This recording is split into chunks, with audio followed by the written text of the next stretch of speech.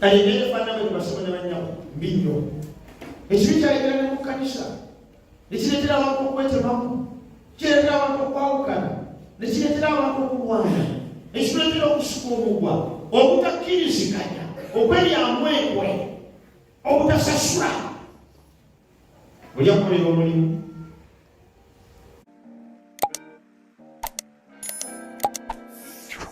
nakumaliriza okukola nakubanyiza emyezi 8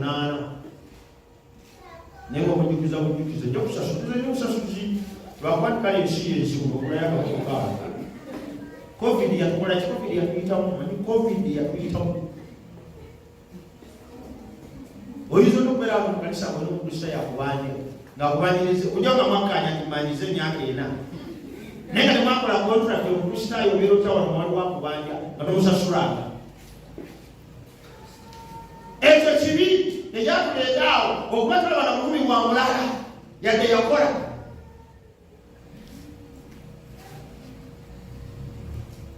kaakati bayibuli kyeneerambe tibenaliveeri katonda kimuyenebyengenda okwogerawo katonda yalituwa eyatabaganya neyekka wa kristo n'atuwaffe obuweereza oba okutabaganya basobole bannyabo katonda yasalawo olw'embeera eyetubonyabonya kadde wani tabaganya wamu naye tudde mukufuna amaanyi agawangula ekibi. Haleluya! mu kristo yesu bayibuli egambye katonda yasalawo atabaganye. Mu yesu kristo katonda yaleeta ababi aboonoonyi abaagwa n'abasembeza kumpi naye addemu abawa amaanyi batambulire mulamu obwesiko. Tosigala olwaleero ng'okyayina endowooza tetutabaganyizibwanga na katonda. Kyabulabe nnyo okubagoza okusinga wano olwaleero naye nga katonda okyamulabanga mulabewo. God is not your enemy. Ekyo mu yesu kristo kyavaawo. Katonda yalekerawo okubeera omulabe w'ababbi n'abayita bakomewo batabagane naye obubbi busenguke mu bo. Katonda takyali mulabe wa mwonoonyi. Kale katonda yafuuka mukwano gwe mu yesu kristo amuyita buyisi bulagwe buzibwa bujja akole ebimugwanidde okukola ng'omukristaayo. Katonda takyali mulabe wange. Takyasumbuwala bwempemula wabula kyakola ampita buyisi kyokwemula si kirungi mwana wange wendaga kutereeza. Waliyo abantu abatudde wano abeetisse obusungu bwa katonda. Nakola kino yanyiigira, nakola kino yanyiigira, talinsonyiwa yanyiigira. Mulimu nebyokola nga biddiŋŋana kati okkiriziganya ne katonda nyiigira bwoliko oli nyiguuka. Waliwo ebibi byokola nogamba Mukama nyiguuka. Naye katonda mu yesu kristo yasalawo okufuuka mukwano gwo. Katonda mu yesu kristo yasalawo okutabaganya. Katonda mu yesu kristo yasalawo okukusembeza. Bayibuli kyebegambye katonda yali mu kristo ng'atabaganya ensi naye yennyini atababalira byonoono byabwe naye nga yakuteresa ffe ekigambo ekyokutabaganya. Katonda yali mu kristo ng'atabaganya ensi naye yennyini. Mu yesu kristo katonda yasalawo akukwane muto. Nga naye oyinako okuddamu okukwana mu kyalo buli lunaku olukyaddamu okukwane mukazi omumatize nga omumatiza buli emyaka 2 egiyise nti waataba tolya. Newaliwo abantu bamaze emyaka 2 mu bufumbo ng'omukazi amaze okikakasa ne waataba awolya kubanga omaze wiiki nnamba nga tolya mmere etofa.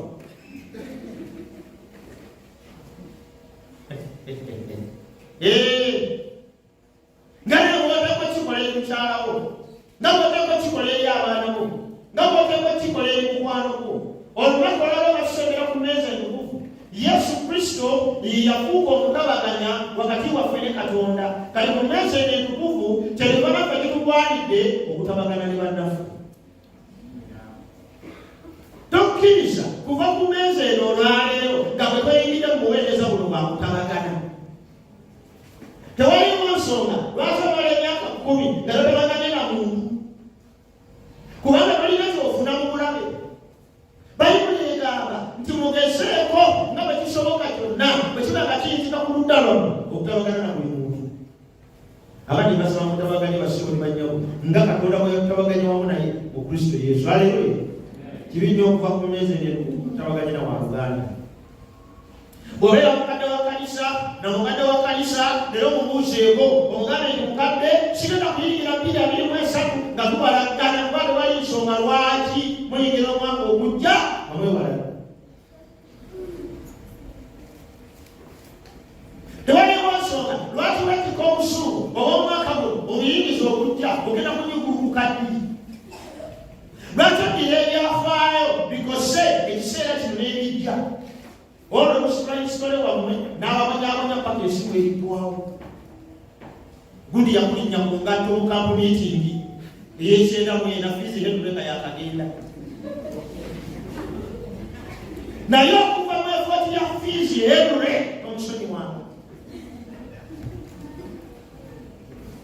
Odidde ebizibu eby'emyaka 25 ogenda kubisitula obiyingiza omwaka ogujja. Yingira obuweereza bw'okutabaganya, the ministry of reconciliation. Omwami n'omukyala mutabagane ku mmeeza eno. Ate omwami n'omukyala gumba bubi nnyo kubanga temutabagana temubeera wamu. Manyi bw'obeera awo nga wakyawa omuntu gw'otalaba. Omuntu agayobaliwo abantu abakyawa Pulezidenti Museveni. Era nze nembasaasira busaasi. Tagenda kuyitawo.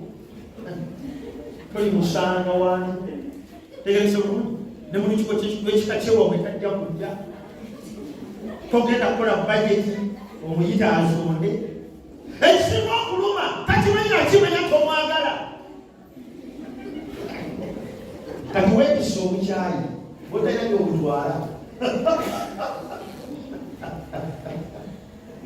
Naye mukyalo gw'osiibula olina okutabagana naye kubanga buli kanaku omulaba. Lwaki olina n'obuzibu n'omukyalo? Reconciliation. Katonda yakkiriza okutabagana naffe buno yeetowasa.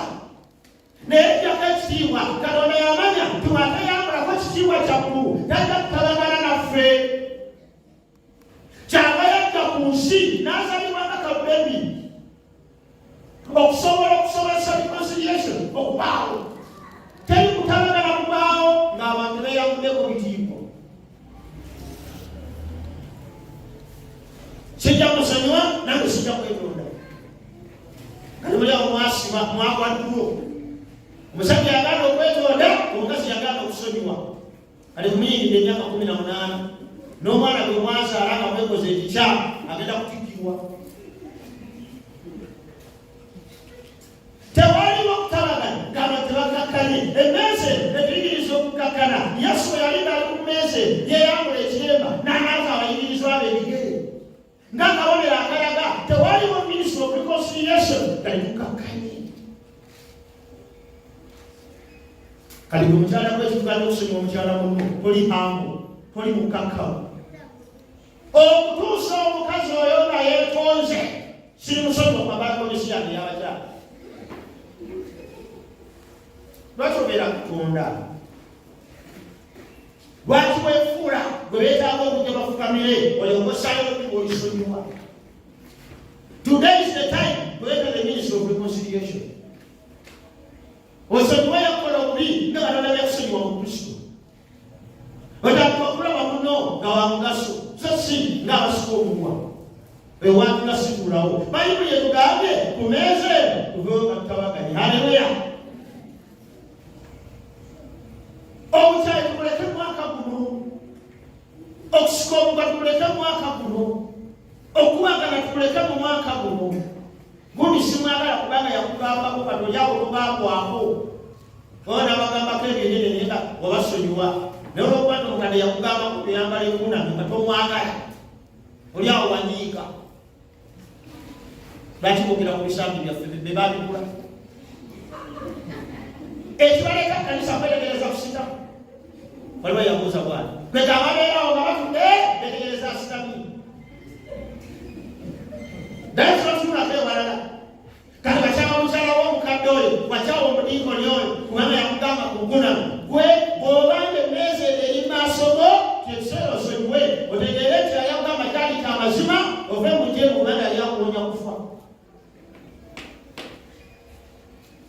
basiyembeeze kutabagana n'abantu balala kukakkana wansi kwejjako bitiibwa nze mwami wa wano muteekwa kuneetondera mbawadde essaawa 72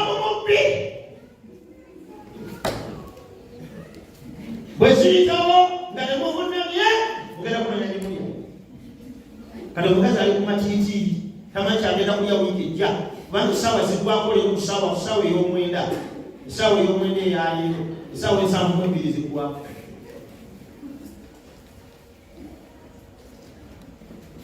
Abasajja abali wano bwe tuba nga tunasomera ku mmeeza ya Mukama waffe tukakkanya buli kosa yegende bakyala baffe n'abakyala nammwe abasiwa obusungu n'omumwa ne gusongola. Omusajja nadda ewaka n'akuulira mukazi we nga si oli gwe yawasa ng'alina ekisolo kye yawasa ekirala. Nammwe mukakkane mukirize buli kosa yiye kubanga ate era olina. Ab'emitwalo abali wano abatabaganye nammwe mutabagane eri mu Kristo Yesu. Bwe munaakola ekyo emyezi enya Mukama waffe egenda kubeera yamugaso. Kyabagambye kyetuba tubeera ababaka mu kifo kya Kristo Katonda ng'afaanana ng'abeegayirira mu ffe tubeegayirira mu kifo kya Kristo mutabagane ne Katonda. Haleluya! Bassebo ne bannyago ekibindi kyatukusa tuyinza kuvaayo okujja nga tutabaganye ne Katonda ku mmeezi ebyo. Okulyanganamu ng'ekibi bwe kyaleeta kuvaawo ng'abantu batabaganye ne Yesu. Abavubuka abali wano okusobola obulamu bwaffe okuddayo eri mu Adeni gye twava tulina kutabagana na Katonda ku mmeezi ebyo. Buli lwobeera n'abalala mu mutima sireka kibi kyange sireka butali butuukirivu bwange nze kino kyenjagala ekyo sijja kukikyusa tusobola kufuna mu mmeezi ebyo. Naye buli lwokka wansi n'okkiriza nti waliwo obulokozi emmeezi ebyo tufuukira ekyobulokozi. Kyeva nsaba olw'ekisa kya Katonda nga tugenda okusembera buli muntu n'omu ku ffe yeefumiitirize mu bulamu bwe alabe ekibi kye tumutuusizza. Manyi twambala wano amakooti ne twambala n'engoye ezinyirira n'otulaba nga tutambula awo n'olowooza nti omuntu naye waliwo buli muntu ekibi bwe kimutuusizza. Kalowoozaako ekibi bwe kikutadde kiyinza okuba kikutadde mu bafere nga gwali wademba mu bafere abantu mu ttaka gwakuba amasimu ag'ekitukuli. Eza munondi wakasoma nawe yingonzenyukira nawe ezekulaya utasoma nyekosiriya tu bityo omumanyi nadi World Food Program ekyusa kasooli mu Uganda. Olwekyo njagadde nkweyo ka contract obagabirenge eddagala erikuuma kasooli kumba ogenda kufeera. Ndi wano munnange nogereddemu amafuta teeraamu ndiwo oli mukufeera bantu okera kumanya kuba amasimu ga kifeera ekibi kye kikutuusizza.